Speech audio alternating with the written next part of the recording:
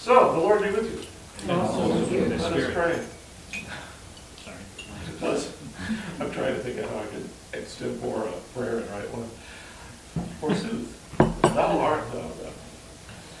Lord, you gathered us together to learn of the quiet witnesses to the faith and the small ways in which they have affected great change in our lives and the life of the proclamation of the gospel. So be with us now as we gather together this evening to be illuminated as to these somewhat unknown people, but also to evoke within us that small witness that we make present every day, so that our story may join that of those perhaps unknown, but nevertheless who have made a difference in their world and with those whom they love. And all this we do for the sake of your Son, Jesus Christ, our Lord. Amen. Amen. Last week, I couldn't fit his whole name in. Last week, Samuel Isaac Joseph Shereshevsky, who had to go undercover as Samuel Isaac Joseph because he didn't want people in the mid-19th century to know he was a Jew until he met the Hebrew professor from the General Theological Seminary. And as we've mentioned before, what is the best seminary in the history of this country? Right. And still miraculously in business.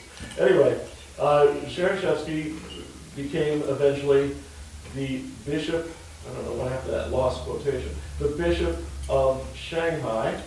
Now, it sounds significant for somebody to be a bishop, but a lot of times in the history of the Episcopal Church, people have been made bishop because they have one particular talent or ability that marks them as radically different from any other potential candidate. I always think about the first bishop of Alaska, when Alaska became a state in 1959, yeah. The 49th state in 1959, Alaska was made into the Diocese of Alaska, and they didn't have anybody who was qualified to be bishop because they were looking for one particular talent, one particular ability, and they finally found it with a guy, and they were going to make him bishop, but they realized, to their surprise, he was too young, according to the canons, to be a bishop. So he was made archdeacon of Alaska until he was finally old enough to be consecrated a bishop. What do you think his talent was? Anybody want to guess? Dog sledding? Dog sledding? Yeah, that would be the first one. Yeah, he was a pilot. He was a pilot. Oh, pilot. Yeah. And he was actually able to fly himself, to the far ranges. He just couldn't be the bishop until such a time. Shereshevsky was the first Episcopalian to be fluent in Mandarin, and thus ideal to become bishop of Shanghai, which was the Orient, that and the Bishop of Shanghai. John Watanabe, the first Japanese presiding bishop or primate or archbishop, actually to be fluent in English, come to think of it. Pretty good English. Anyway, we remember him, right? The former kamikaze pilot trainee who helped clean up after Hiroshima, saw the great witness of the Christian monks and was wonderfully inspired, so much so that he joins a rather lofty rank of really significant bishops and archbishops in our tradition. Alan Watts. Nuts. Mostly, yeah. Defracked Episcopal priest, but nevertheless, virtually everything that has been explored about Eastern spirituality and Christian Buddhist relations and things like that, the foundation, as crooked as it could be, was built by Watts. His books, most of his books are still in print. And then Matty Musa, who opened up the Middle East to us and did so in a way that was particular to his personality and talents. I always remember my mother one time saying, "Oh, somebody called you. His name was Marty Moose?" Yes, she did, your grandmother. All right, tonight, let's see if it's on. Here we go. Tonight, we look at the wounded healers. Archibald McIndoe. Anybody ever hear of him? Oh man, he is by far. I wanted to start with him because what he did was remarkable. Rel Sun, that's okay. John Fitch, might ring a bell. Yeah, might ring a bell. No. And James Magner, which would ring no bells whatsoever.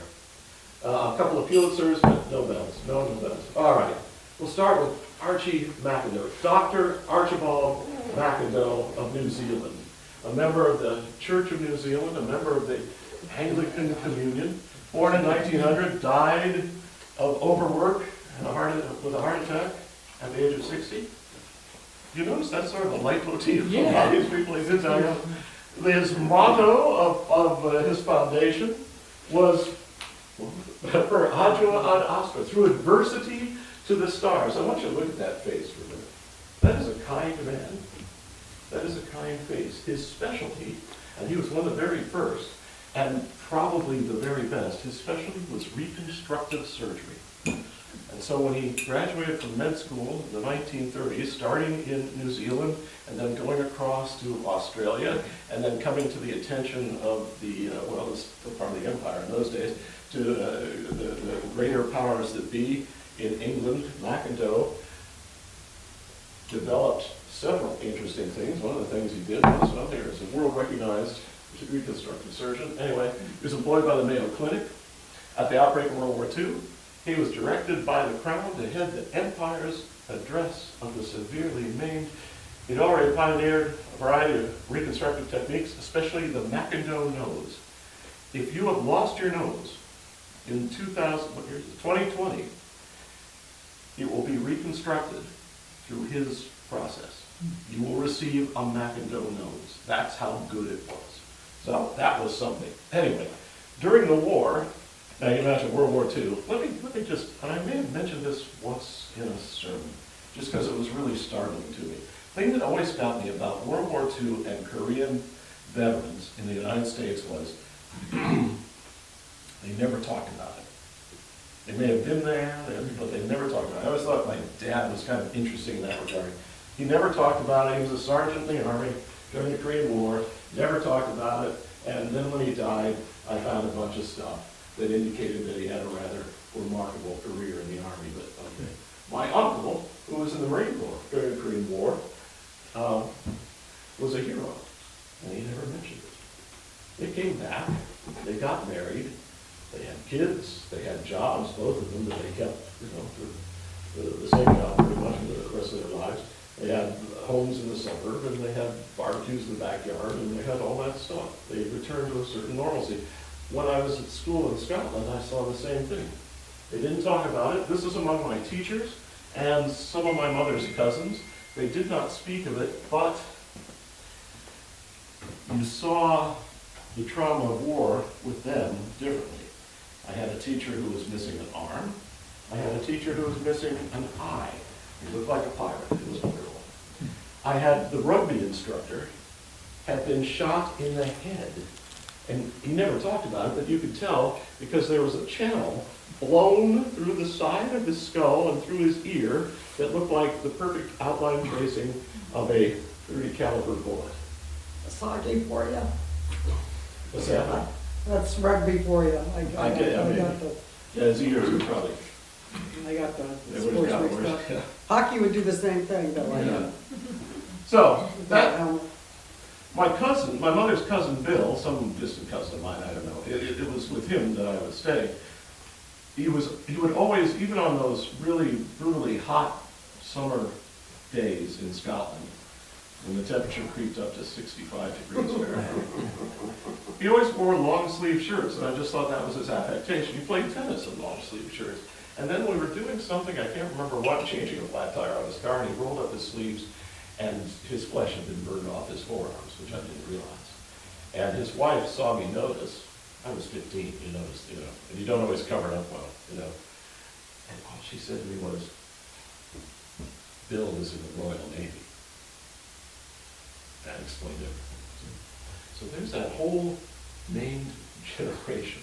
And I saw more men of that age group all around it, riding the buses in Edinburgh, taking the train down south, all of that, who were missing bits and pieces of themselves, and some clearly had had their faces reconstructed.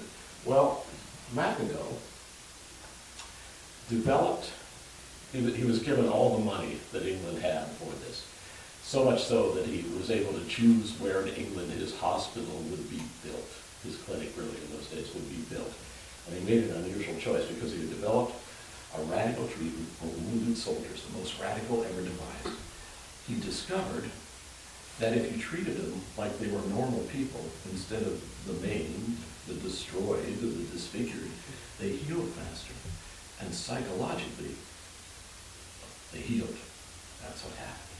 And so, originally, he would tell them they didn't have to wear hospital gowns when they were in the hospital. They could wear their uniforms. And those uniforms, of course, with ranks, with ribbons, with all those things, was their sense of identity. That made a difference. He, and this was, if it had been anyone else, he would have gotten in trouble. He opened a pub on the hospital grounds where they were to gather at the end of the day and sing songs and whatnot and have a drink or two, you know. In other words, behave normally as they would before the war when they were back home. Now, I'm going to have to make another aside here because this was early in my ministry. Nice young man had went into his tool shed. He had you didn't realize he had a leaky gas can in there, and the shed was filled with fumes, and he had a lit cigarette in his mouth. And so when he opened the door of the shed and went in there, according to the neighbors, it was the quietest explosion you didn't really hear. But essentially, he melted his flesh off. And so when I went to the hospital to see him, and this was the first really, I was 29, this is the first dramatically injured person I'd seen. He was washing the dead flesh off his arms because they encourage people to wash their own dead flesh off. And he wasn't worried about anything except he was afraid his little daughter, who at the time was not even 2, would be horrified by him, and that his wife wouldn't love him anymore. And the little girl came in, boy, get choked. The little girl came in and hugged her daddy as much as she could. He was loved, and his healing accelerated. Magno sees this over and over again. If you treat them like they're normal, if you don't separate them from society, they're going to heal, and their psychology, their psychological balance is going to be better. So he moved the clinic to this town of East Grimstead in Sussex, which is, boy, I'll tell you, Grimstead. Yeah. Anyway, East Grimstead in Sussex, which is in the middle of nowhere, and created the Guinea Pig Club, which was designed as a mutual aid society for those maimed and disfigured in the war. In other words, it was an early form of group therapy before it was called that. It was, for all intents and purposes, a drinking and social club, nothing more and nothing less. However, through the club and the hospital, he used his considerable charm and massive reputation to engage the citizens of the local community in the healing process. He insisted that the guinea pigs, and that is a proper noun because that's how they identify themselves, rather proudly, we are the guinea pigs, leave the hospital during the day and go into the world. Even if the world simply meant to the village of East Grinstead, he sent them out to local shops, groceries, and pubs. He sent them out to walk around. And everybody got used to him. And then however disfigured, or however, in the process of being reconstructed, however many faces were half blown away or getting put back together again, they were in uniform, they were walking around, and after a short time, the people didn't stare at them anymore. They were treated normally, and the healing was fabulous. It was amazing. And then, of course, McIndoe, again, look at that face. By now, I think Sir Archibald McIndoe was innovating all sorts of new ways of reconstruction. So, one thing, they were at the cutting edge of that. They were getting the best treatment they got anywhere in the world, and they had the best psychological support. He did this because, well, guess what? It was part of his devotion as a proper Anglican. This was the thing he understood that God called him to do, this in particular. So he created that clinic, and he never left. The war would end, he would still deal with some of the guys. Korean War would come along, he'd have another brace of patients. The Malayan emergency would come along, he'd have more patients. He'd have people from automobile accidents, from fires, from Lord knows what else. IRA bombs, maybe, I don't know, I guess not by 1960, all sorts of things. But the thing he gave them that was fantastic was he allowed them to regain their sense of humor. No longer stigmatized by their wounds. The young soldiers, sailors, airmen, etc. were able to live normally and heal greatly. Some of them even wound up marrying local women. That's when you know your experiment is successful, I think. All of them received perhaps the greatest gift, however. This is their song. Are you going to sing it? Yeah, we're all going to sing it because it's to the tune of The Church is One Foundation. Oh. We are McIndoe's army, we are his guinea pigs. With dermatums and petticoats, glass eyes, false teeth, and wigs. And when we get our discharge, we'll shout with all our might. Per ardua ad astra, we'd rather drink than fight. It's an amazing story. You were good. Yeah, you sound fabulous. I expect that. Even Amanda was funky. Good job. Good job. All right. Anyway, they called him the boss. They called him the maestro. He called it his boys, and that certainly was their relationship. He became a loving figure of these men. A whole generation of wounded and their medicos, I use the English term, learned of and benefited from his true sense of healing. And after the war, the Guinea Pig Club continued to meet annually until this century, when I think there's 3 left. All right, out of them all. This was just a few years ago, and here's some of the remaining fellows. Look at how they lived into old age. Do they not look happy? Do they not look normal? Do they not look like good old-fashioned English grandpas and great-grandfathers?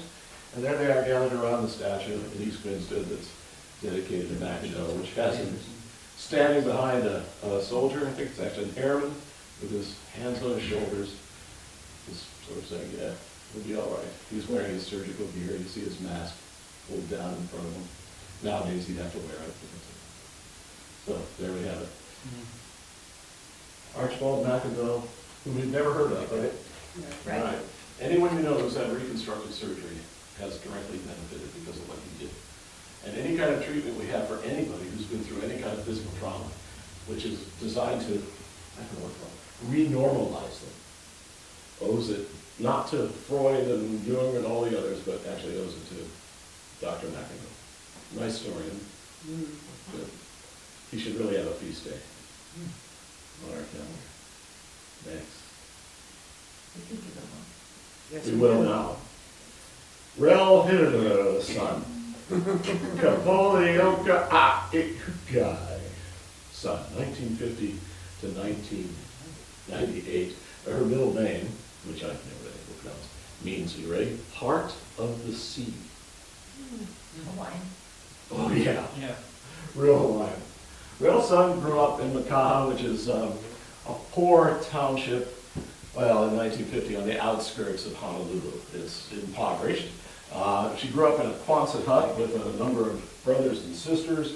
Her dad earned a living as one of the famous, although not well paid, Waikiki Beach Boys. You ever hear of them? The Waikiki Beach Boys. As far as I know, only one ever gained any kind of economic satisfaction, and his name was Duke Kahanamoku. Oh, You know Duke, right? Yeah. I thought you were gonna say Don Ho. I did too. Tiny bubbles. Yep. Yeah. Wow. There's a lot of Hawaiian prejudice around here. Duke Kahanamoku is the father of surfing. He also created life-saving, the life-saving, whatever it is, Corps, the life-saving, what's it called in Southern California? Coast Guard? Team? No, the lifesavers, Baywatch. Lifeguard. That's Oh, stuff. Baywatch. Yeah, Oh, okay. but which is really organized and has a massive budget. If you ever see anyone at a lifeguard station using, instead of a boat or a raft or a float or something like that, a surfboard, that's because of what Kahanamoku brought. I bring him up only because she became his protege, because he knew her dad, because Kahanamoku was one of the Waikiki Beach Boys. In the 1920s, when there was only one hotel on Waikiki Beach, and Hollywood people would go there, and wealthy people would go there, the Beach Boys would show up. They teach people how to surf. They teach people how to swim, because not everybody knew how to do that back then. They would give tours of Oahu. They would do anything, really, to earn a living, and her dad did that, which meant, of course, that he was surfing every day, which you could do in Hawaii, some of them even during hurricanes. And it meant that his kids grew up surfing every day. So Rel's son started surfing when she was 4 years old. And as far as anyone can remember, except for a rather drastic time in her life, she surfed every day, from the day she was born to the day she died, which unfortunately was at the age of actually 47. She died before her 40th birthday. Okay, so Relson is a completely ordinary, gifted athlete. Whee! Although nowadays she's known as the Queen of Macabre. She's the daughter of a wife to keep each boy who was serving for. In 1966, she competed in the first and now legendary World Surfing Competition. There was no separation between men and women surfers then, because there were 3 women surfers. And so she competed with the guys and finished in the top 10. Her style was remarkable. In 1968, just 2 years later, she decided to start a separate women's tour so that she could encourage more women to come and join in surfing. And also, what's the thing that, what really changed between 1966 and, say, the year 2020 in surfing? Back then, you couldn't make a living as a surfer, even if you were the best one in the world. Nowadays, whoa, make a great living, make a fantastic living. There's 18-year-olds who are millionaires because they can surf, and because Quicksilver or Billabong or one of those businesses has given them a sponsorship. Anyway, and she made that possible for women. She was a classic waterman. You know the term? You know what it means? She could surf, she could sail, she could fish, she could swim, she could dive, she could scuba dive, she could free dive. That's scary. Free diving? Familiar with that? Flips? Oh, no. She couldn't cliff dive, I don't think. Maybe she could. Free diving is when you hold your breath and you go down. I'm not sure what the world record is. I think it's 300 feet. Something. Yeah. Those of you, anybody gone scuba diving? Okay. You can, on the way up, you can exhale the whole way up and thus prevent yourself from getting bends. So really, you just have to go all the way down, holding your breath the entire time. It requires you to go into almost a trance. Honestly, thinking about it gives you claustrophobia. I can't imagine, because I just picture, okay, I'm 300 feet down, and now I'm starting to panic because I can't breathe. It's instant death. All right. She was all those things. And again, talented athlete, real inspiration to young women. The guys loved her because she was nice looking, but also because her technique was fantastic. It was almost like a ballerina on a board. And then something happened. And remember, this Thursday we're talking about the wounded healers, right? No, the heart of the sea. She was diagnosed with breast cancer. She was 31 years old, particularly aggressive form. She was given 1 year to live. And that's where her story moves from that of a talented athlete to one of a committed social activist. She was really getting to be something in the surfing world. She had pushed it so that she was actually getting sponsorships. She had a daily radio show where she talked surfing and something else that's kind of interesting, Hawaiian identity. The Hawaiian identity had been somewhat suppressed. This was a culture of kings and queens. This was a culture that knew how to navigate in the South Pacific by using the senses. Are you familiar with that kind of navigation? The navigation technique had to be sort of rediscovered. Well, obviously, you tell which way the wind's blowing, right? You feel the humidity in your own being, your own body, and you see changes that way. You stick your hand in the water and you test the temperature. This is how they would navigate in ancient days on those outriggers from vast distances between the islands with near perfection. As good as anybody with a GPS or a sextant or something like that. But that had been lost. And Hawaiian culture became really dominated by poverty, obesity, disease, alcoholism, and drugs. And since she grew up in a Quonset hut, in a place that even to this day, locals will tell you, don't be in Makaha after dark. She brought all that back to her community. Schools, foundations, ways for kids, reading programs, also, you name it, she brought it back to her community. Absolutely committed to it. And in particular, teaching kids that if you go surfing, and even if you're not good at it, you're going to find some sort of spiritual balance. She was invited, when a teenager, to attend for free the Episcopal school in Honolulu. A school that's, significant people have attended, like Duke Kahanamoku. And of course, the famous Buster Crabbe. You know Buster, right? Mm-hmm. Yeah, right. Tarzan. Tarzan in one movie, yeah. Anyway, what did somebody said on one time? Somebody asked one of the crew how Buster Crabbe was as Tarzan, and the crew member said, as compared to Johnny Weissmuller, because they were two competing studios, the crew member said, well, from the neck down, he's about the same. From the neck up, he's a real improvement. But of course, he had an Episcopal education. So anyway, so that's what started to happen. Let's see. She encouraged young women to compete in sport and expect to receive generous sponsorships. I should say, we talk about income inequities in surfing for at least 20 years now. Men and women earn the same. Interesting sort of equality there. Okay, she would not live 1 year, however. She would live 15. She would keep at it. She'd keep doing it. She would carry on every day until the final one. And as she said, near the end of her life, it was all about the aloha spirit. You give, and you give from the heart until you have nothing else to give.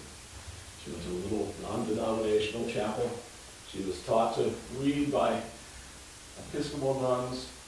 She had a chance to be a fully scholarship student at the premier Episcopal high school in Hawaii, but instead she went to surfing because she was better at it, she said, than she was at sitting in school, and also she was earning money that she could give to her family.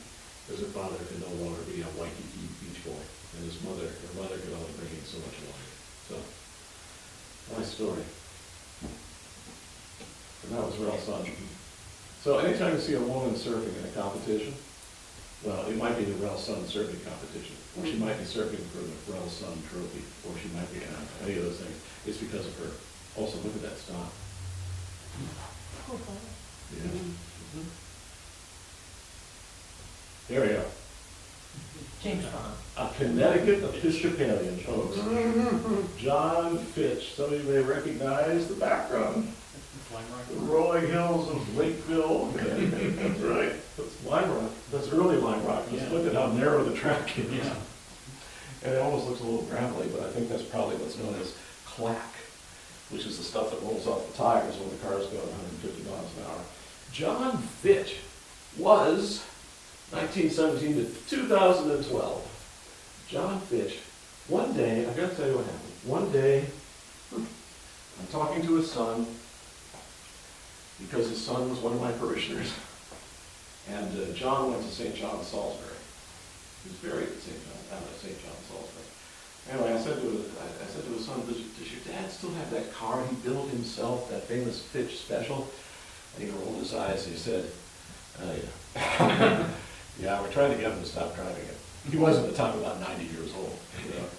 And next thing I knew, John Fitch asked me if I wanted to go for a short ride in the car. I'm still alive. It's amazing being in a car with an 89-year-old who's driving 95. You ever been to West Cornwall, the covered bridge? Yeah. Yeah, we went through that thing so fast, I can't even tell you. Oh my goodness, that car was beautiful. And I was remembering something that I read about Richard Petty one time, Bob, well, you've probably heard of this. They wired up Richard Petty once to see what his heart rate and respiration and everything would be when he's sitting behind the wheel, hold number 43, and I can't remember whether it was during his Plymouth years or his Ford years, but anyway, they wanted to see what the human body did when it's driving 200 miles an hour. And his blood pressure and his respiration went down. He was like a guy in a recliner watching a football game. Just it went up when he stopped, but when he was down, he was cool. He was super cool. Graham Hill once said he found himself not always remembering the race. Graham Hill was a world champion in Formula One racing. He couldn't really remember winning the race, but he knew he had raced because his fingernails had grown over a 2-hour period, significantly. It was like Wolfman. All right, so I'm riding along with John Fitch, and he's cool as a cucumber, and I'm, screaming. Oh, hey, watch out for the, okay, never mind. All right. Hey, this curb, John, this curb, okay, right, all right, we're good. Just zipping along. Oh, one of the best times I ever had. He drove, we probably just did like a 15, 20 mile move, so I was in that car for 6 minutes. Well, here's the interesting thing about John. He was undeniably a devout Episcopalian. And he had something that happened, again, we're talking about wounded healers here. He had something that happened to him, not directly, but he was part of something that altered automobile racing pretty significantly, especially European racing. but also made him realize auto racing in the 1950s didn't have to be the way it was. Now, one of the things was he raced for Mercedes-Benz, and one of his co-drivers was Sterling Moss. Does that ring a bell? He was probably the world's greatest driver. Second greatest driver. He was in a terrible accident, couldn't race again. They were never specific about his injuries. I would see him at Lime Rock every once in a while. He'd come, he looked entirely normal, but I always wondered if it was psychological, because people didn't talk about things like that. His other racing partner was a guy named Juan Fangio. No, huh? Okay, the Babe Ruth of Formula One racing. All right, so here's Fitch. And then, let's see. Well, let's win some things. You know what makes a racer different from other people? This is at 90 miles an hour. Faster it goes, the more relaxed he becomes, which is why I was never a racer. So we're zipping along. Born, believe it or not, in Indianapolis, Indiana, where else, to an executive with the Stutz Automotive Company. With the Bearcat, and I can't name any other Stutz. Hung around with the engineers, the mechanics, the fabricators, and all those of the car world, all the gearheads. Learned cars inside out, began racing after returning home from World War II. By the way, in World War II, he was a Mustang pilot, P-51, the best fighter, single-seat fighter of the Second World War.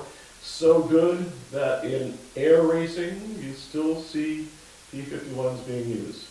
A World War II era propeller-driven plane. Anyway, so comes home, like the speed, He was one of the first Americans to compete successfully in European auto racing, road racing. He was Sports Car Driver of the Year in 1953.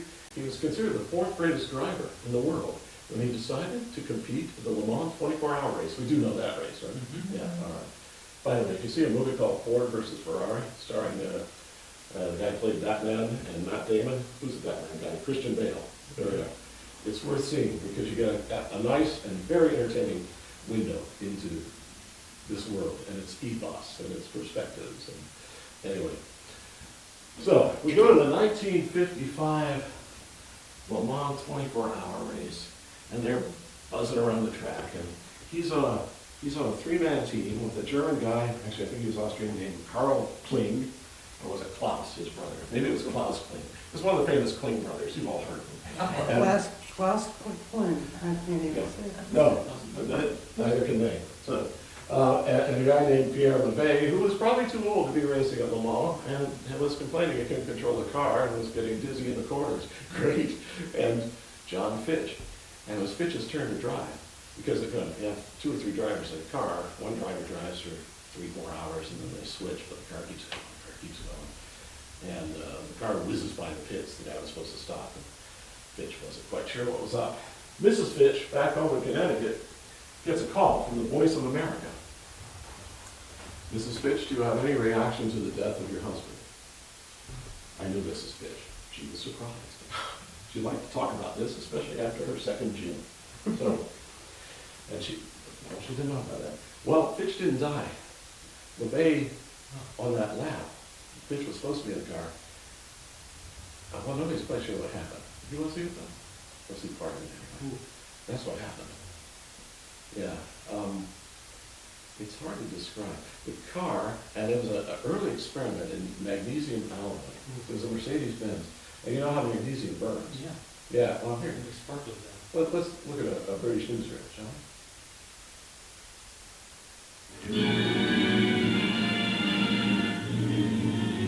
This is only 2 When the minutes. greatest sports car event of the year, the Le Mans 24-hour race opens in brilliant sunshine, none of the quarter-million crowd suspect the tragedy that lies ahead. The 60 starters are in their stride, thundering away to gain that early lead, which can mean so much in a mass-start race such as this. Favorites among the big machines are the Mercedes team, led by Fangio, with Sterling Moss, Karl Kling, and Pierre Levay. But the fans' eyes are also on Mike Hawthorne, Tony Roach, and the other Jaguar drivers. Fangio's Mercedes is well away, and the smaller machines are battling for supremacy in their own categories.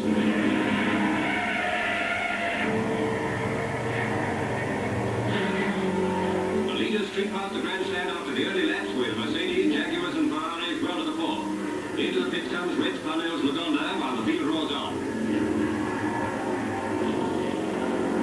Peter Collins' Aston Martin, number 23, is among the British cars which are holding their own. Now Parnell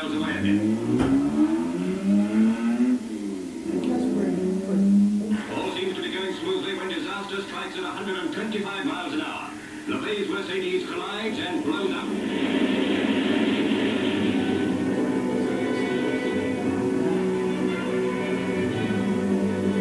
Worst audio disaster. Death wipes out whole families. LeVay is killed before his wife's eyes, and some 70 spectators with him. Among the bodies, frantic survivors seek their friends. The Mercedes was made partly of magnesium alloy, which blazes like a furnace. Lance Macklin's Austin Healey, hit by the doomed car before it crashed, is wrecked, but miraculously Macklin is unhurt. While firemen fight the blaze, the race goes on. Most of the vast crowd know nothing of the tragedy. Track marshals flag down drivers as they pass the Holocaust. Doctors, priests, uninjured survivors do their best. But 79 men, women and children are dead or dying in the worst disaster in motor racing history. The Mercedes team with a strong chance of victory withdrew from the race, and Mike Hawthorne's Jaguar wins by 5 laps. So here the finishers are British cars. A fine achievement overshadowed by an appalling tragedy. Mercedes-Benz would withdraw from automobile racing for 50 years. 50 years? Yeah, I mean, we always think of them as being a prominent automobile company, and certainly they are. They're probably the only European company that was able to be prominent without having to compete in European racing, but everybody understood why. I should say, since they came back in, what was that, 2005, they've been absolutely dominant in Formula One racing. They win every year, every year. It's very boring. I don't even watch the races anymore because I know that Mercedes-Benz is going to win. So, Fitch, a man of faith, a spiritual person, is profoundly troubled by this. Now, Bob, you go to races. Surely you go with Bob, right? Or maybe Shirley, you go to races. Bob, you go with Shirley. But, I mean, imagine a whole car flying into the crowd. And if you've got 70 dead, men and women and children, so 70 dead, imagine how many were severely and grievously injured. It was a terrific disaster. It was horrible. And Fitch starts looking at things a little differently because, again, you know, in trauma, we try to find some sort of answer. Why did this happen? Is there a purpose in this? Something like that. He started looking, he started thinking, why are there trees lining the racetrack? The Le Mans uses mostly, not completely, but mostly, even to this day, streets that are used by regular passenger cars during the week. But in those days, there would be potholes, there would be irregularities, there would be cracks, there would be things like that. So if anybody got into an accident, and again, these cars are getting faster and faster, and you notice there wasn't a whole lot of head covering in the car. The driver would often be killed. And in fact, that lasted up until the early 1970s. It was the highest mortality rate of any sport. Anyway, the driver would be killed. Members of the crowd would be at least injured or killed, all these things. And just, he thought, okay, why did this happen? And what can I do? There's 2 things he could do. He could scare the noise out of a big wine rock, which he did. But he would also create a company. Which would create the thing known as the Fitch barrier. We've all seen these, right? Mm-hmm. The yellow barrels? Yeah. Yeah. With sand? Yep. John Fitch's invention. That's not all. He invented some other things too. You notice this? We've probably seen this one. These? 1 or 2 times? The garment? Yeah. That particular style of guardrail. Yeah. Armor coat or Armalite or something like that. Guardrail. We just call them guardrails now. That's how ubiquitous they are. There's an early experiment with looks like a shedding station, slamming into some barrels. But yeah, he created these and many other things that originally were intended for racing, but obviously, as you can see, you know, these were meant for the access road to the pits. You know, here's the racetrack, here's the access road. Sometimes drivers get a little wiggly and hit the point and decapitate themselves. So he developed those, and we see them on the highways, and they've rescued many a person. The airbag cage, right, was from his drawing board. He didn't create it, but he had the original idea. We didn't have the size at that point, but now we do. And probably all destroy cars that have that or something similar. Alyssa's a 20-year-old pickup truck. All these things, again, a small weight, an exercise of faith, a trauma. You can imagine the sort of sense of guilt you would carry in yourself too, that you would have. That was almost him, although probably he would have not driven off the track. I think the day was just in bad shape.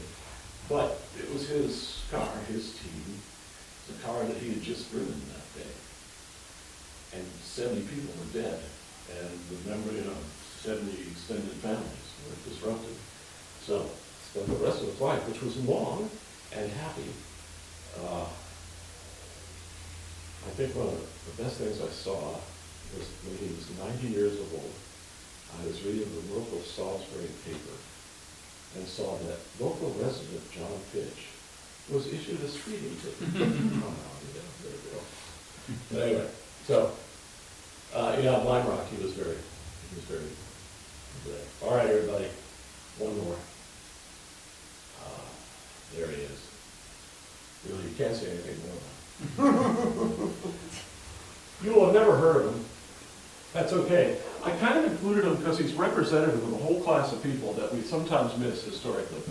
Because everything that he did was done by so many others as part of, again, we're almost going back to Mackinac, this kind of self-care for, well, veterans who had seen horrible things and sometimes been horribly wounded. All right, James Magner, gosh, he was many things. He was, well, let's talk about this instead. He was very representative of the post-World War II Korean War experience. And this is so tiny and hard to read. Here,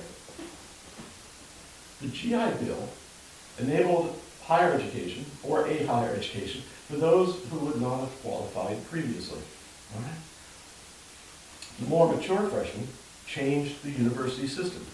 You're at the University of North Carolina, and you're meeting with the first-year students, and it's a room full of men, as it turns out, and you explain to them that during this first year, they have to wear a beanie, the so-called freshman beanie. Now, once upon a time, fine, you're talking to a bunch of 17 and 18-year-olds who are all spiffed up in Brooks Brothers or something, you know, just looking just great, and with a Princeton collar, a tie that's probably a UNC tie. Yes, we'll wear the beanie. Except it's now 1946, and the guys you're explaining have to wear a beanie are guys who were in the 101st Airborne on D-Day. Right? They were like guys from the Band of Brothers, you know, fellows who were in the Army through the horror of World War II. And they just decide, no, they're not going to wear beanies, and if anyone tries to put a beanie on their head, they will address it in a very direct manner. Suddenly, education changed a little bit. And these weren't just sort of glorified high school kids, these were fully grown people. And they were claiming their own, very forthrightly, in this world.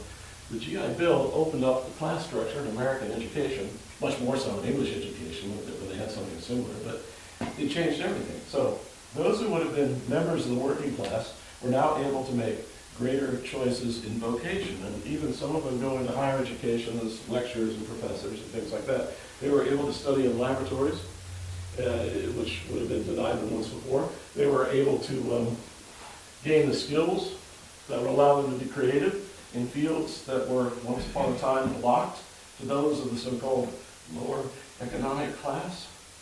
And the arts during this period start to be entertained by new voices and perspectives from the former outsiders. A misplaced article, never mind, pretend you don't see that. Much of post-war literature was dominated by this newness, right? I want you to think about, you've heard of Jack Kerouac, right? Mm-hmm. All right, well, there's a classic example. Working class guy from Lowell, Massachusetts. Grew up in a home where they spoke French, because his parents were from Montreal or Quebec, somewhere there. Anyway, and would have been a pure working class fellow. And instead, he was served in the Merchant Marine during the Second World War. Instead, is granted, for a time anyway, an education at Columbia and access to a whole different world, as were those who were in his peer group. And they transformed American literature, or better or not, I don't know, that's somebody else, but anyway, they started to participate. Some whose trauma was damaging sought a more spiritual form of address. Christian and Buddhist monasteries, thank you, Alan Watts, in the United States enjoyed unprecedented growth. Remember Thomas Merton? We've spoken of him before, right? Okay. Merton's monastery down there in Kentucky was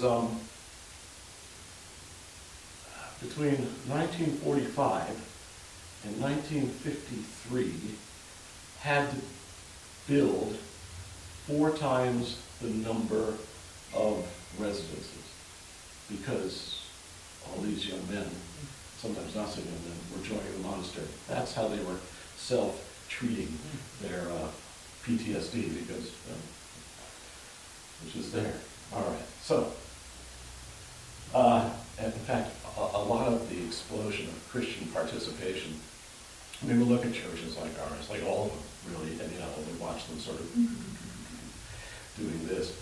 A lot of what we grew up with was that post-war explosion of spirituality, where people were going to church just because, I think about it. I think about my parents' generation. We had depression, we had war, we had the atomic age, like that, one decade after the other. Where are you going to go? Oh, I'm going to church. Just going to church. Whatever. There's something there. There's community. There's somebody willing to address my questions. There's some sense of the greater, the eternal, all those things.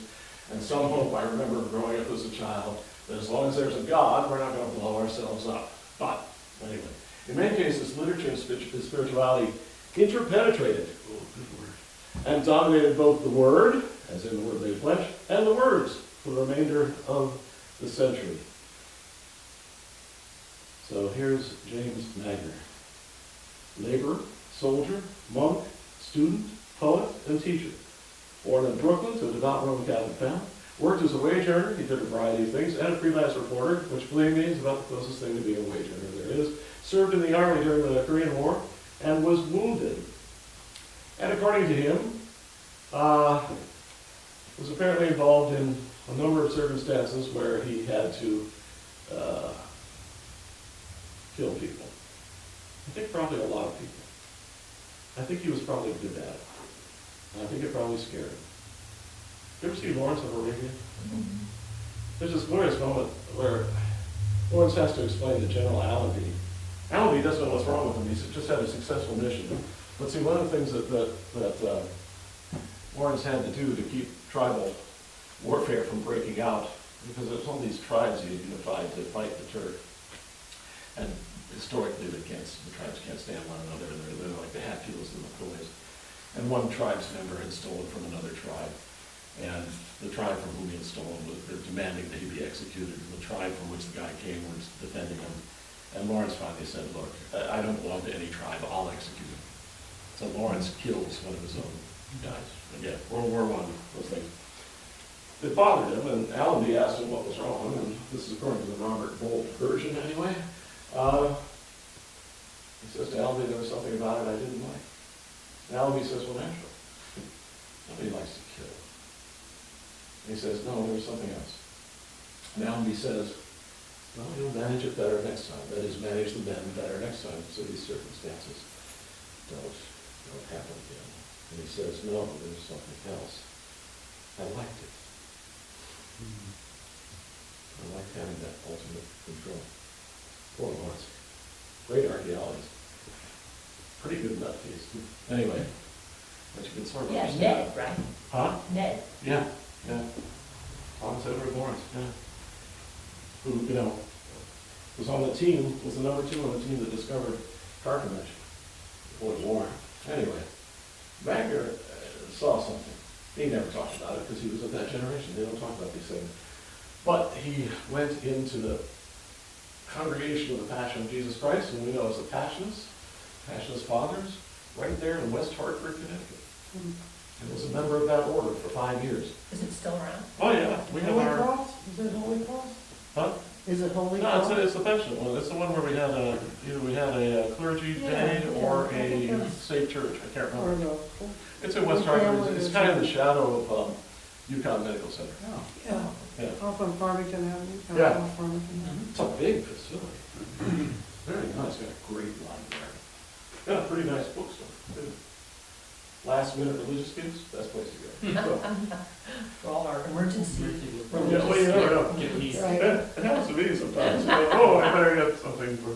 All right. Anyway, yeah. So that wasn't exactly his cup of tea, but the other monks, the other passionate monks, if you ever see them, they wear a black habit that has like a gold heart embroidered in the actual fabric of their habits. It's kind of interesting. All right. Anyway, the others saw that he was very bright in literature and said, oh, just don't waste your time in a monastery, because you're kind of a flake. And, you forget when chapel is and things like that. But go and study. We'll pay for your education. And anywhere, go. That's either good or bad, I don't know. We'll pay for you to leave. So he goes. He goes to the University of Pittsburgh, which might not sound like much, but it had a fantastic literature program once upon a time, especially in poetry. He earns his doctorate. He begins teaching at John Carroll University, which is a Jesuit institution that has also produced many, many fine people, and at least their graduate English program, and writes poetry and teaches. He's nominated for the Pulitzer Prize in Poetry in 1965, 68, 73, 76, and 78. All of his poetry is out of print, but you can find it all over the place. He became the quintessential teacher of poetry. He loved his classes. He taught creatively. He was kind of a space cadet, but he made that work marvelously. One time I saw him, I should point out, I was his dog's body. I was his research assistant one time. He always called me Larry because the previous research assistant had been named Larry. So, it was just easier for him if we were all Larry. I was hoping the one after me would be called Rob, but she was called Larry. Anyway, I went over to his house. He'd always forget something in his mailbox, and if you've ever been an educator, or know an educator, your mailbox fills up with things like notices about your grades were due 2 days ago, or please be present at this sporting event, or professor, can my term paper be another 2 months late, or all that stuff. And I pick up the stuff, I go over to his house, and he'd either be walking around the backyard with the neighbor's dog, or he would have forgotten he had called me to ask me to bring in his mail, and I'd go over there and the house was locked. But I knew to go to the Chinese restaurant on the corner because he'd be sitting there. Oh, Larry, I forgot. Yeah, all the stuff that he was teaching one time. And he'd get these freshman kids who had got through high school by figuring out what the teachers wanted to hear and repeating it back to them, because that's how we get through high school. All of us, every generation was met. We had, those one-room schoolhouse with the horn books doing the same thing. And he sang to them, what's the narrative voice in this poem? And they're all trying to figure out, watching, and they're struggling, looking down the floor. It's like when the bishop asks you what your mission statement is. Looking down, and he doesn't. And all of a sudden, and he's looking, he looks like Walt Whitman's deranged brother, right? He was also, he was 6'5", so he's looming over. And he leans forward, and they're all kind of leaning back like, is the narrative voice Joey Bananas? and then, I remember the poem was Down by the Sally Gardens by Yeats. Not a well-known poem. But he says, imagine if this were a song by Eddie Foy. Nobody knew who Eddie Foy was, but it doesn't matter. And he starts singing it. He sets it to music there. Down by the, and pretends he has a hat, and he starts dancing around the room. And you watch them suddenly transform to these high school kids who are everybody's, shiniest penny, into a collection of kids who are actually, okay, this is going to be all right. And if they answered something, which was rare in these days, if they answered something that was so completely off the beam, he understood, because he was completely off the beam. Because you're talking about a guy who grew up in working class Brooklyn, made it through the hell of Korea, found some sort of spiritual balance temporarily in a monastery, and became then a beloved professor of poetry, and cranked out student after student. Tim Russert, remember him? Mm-hmm. Yeah. Tim Russert never loved poetry until he had Magner as his teacher. Oh. And he became quite a fan. I remember him once talking on that Imus show about how he always wanted to put together a volume of his favorite poems. Of course, he died of a heart attack. Yeah. Rather young, too, I think. Yeah. Yeah. Anyway. So, and again, it's not so much him, but I think about him because I think of that whole generation who use spirituality and literature and teaching to sort of bring about their own healing, but also to add something to the greater conversation too. And again, out of spiritual impulse. He remained a devout Roman Catholic his whole life. And I always used to love looking at his graduate classes because you'd be half secularized, kind of schlumpy guys like me, and then the other half would be priests and nuns who came to learn from him and to expand their notion of spirituality beyond just scripture theology and what was taught, but into something greater. So that's one of the reasons sometimes in the late 20th century, Wagner and people like him, they have that intertwining of spirituality and literature that was so interesting. I always think about that. We spoke about Kerouac earlier. I mean, he actually has a book of, or he did, I wonder if it can still be found. He had a book of poems to the Blessed Virgin Mary and prayed to her every night, and St. Jerome. So, Did anyway. Wagner's poems rhyme? Sometimes. Depending on his mood. I've got a book. I was going to write down. I don't think I did I? I was going to write one down. They're actually pretty good. They're pretty accessible. Some rhyme, some don't. There's one called On a Street Called Straight, which is about, you recognize that from Scripture, I think, which is all about sort of perceiving that things have changed. And he works in biblical verses that you don't realize are biblical verses into his own verse, until as you read it. It's all this kind of wonderfully smoothed out, interesting passage. I didn't want to bring tedious poetry to you because, Doesn't rhyme. it's 20th century poetry, I know. Well, All right. That's what we have tonight. Everyone, our four tonight. Next week, the final four. The only final four that everyone will see this year. Yeah, that's it. That's it from the finals. No NCAA, nothing. I can't remember who it is, except there will be, somebody interesting. Oh, yeah. One person particularly. I don't know whether to begin with him or end with him. But I'll simply say it this way. He saved more lives than anybody else in the history of the human race. wow. And because he was a devout Lutheran. So, all right, the Lord be with you. And also with you. Let us pray. Lord, give us the grace we need to conclude our day, to enable us to reach our journey's end in safety, and to realize somewhere in the heart of us all, as faithful people, we bear our own stories and take virtue from our own experiences to help transform the world in ways small and large, knowing with great faith and absolute understanding that there's at least one person in the world whose life is better because we shared the word with him. And all this we do for the sake of Jesus Christ our Lord. The blessing of God Almighty, the Father, the Son, and the Holy Spirit be upon you and remain with you always. Amen. Thank you, everyone. Thank you. Thank you, Jerry, for the Yes. soon. Yes.